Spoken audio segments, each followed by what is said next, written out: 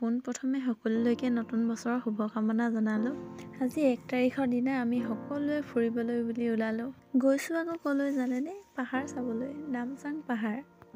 ইমানেই দূৰ বাপৰে, আমাৰ ঘৰৰ পৰা বহুত দূৰ গ'লোহে হয়।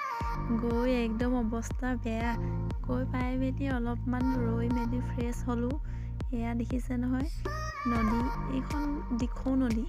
ইফালৰ পৰা আহি থকাখন কি নাম কৈছিলে পাহৰি গ'লোঁ নহয়।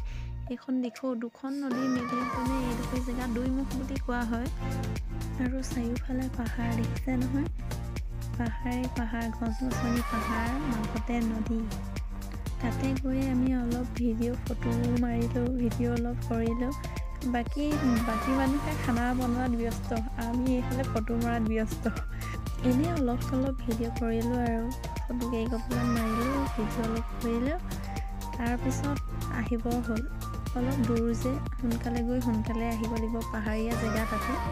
ঠাইডোখৰ বহুত ধুনীয়া, চাবলগীয়া জেগা বহুত ধুনীয়া, কিন্তু গোটেই জেগাবোৰ দেখাব পৰা নগ'ল। নিজৰ অৱস্থা বেয়া, বহুত দূৰ বাট গ'লোঁ। হ'লেও আপোনালোকক দেখাওঁ বুলি অলপমান ভিডিঅ' কৰিলোঁ। আপোনালোকো যাব দেই চাবলৈ, ঠাইডোখৰ বহুত ধুনীয়া। আৰু ভিডিঅ'টো ভাল পালে যদি লাইক, কমেণ্ট, শ্বেয়াৰ কৰিব। আজিলৈ ভিডিঅ'টো এইখিনিতে সামৰি দিলোঁ। নেক্সট ভিডিঅ'ত লগ পাম, বাই।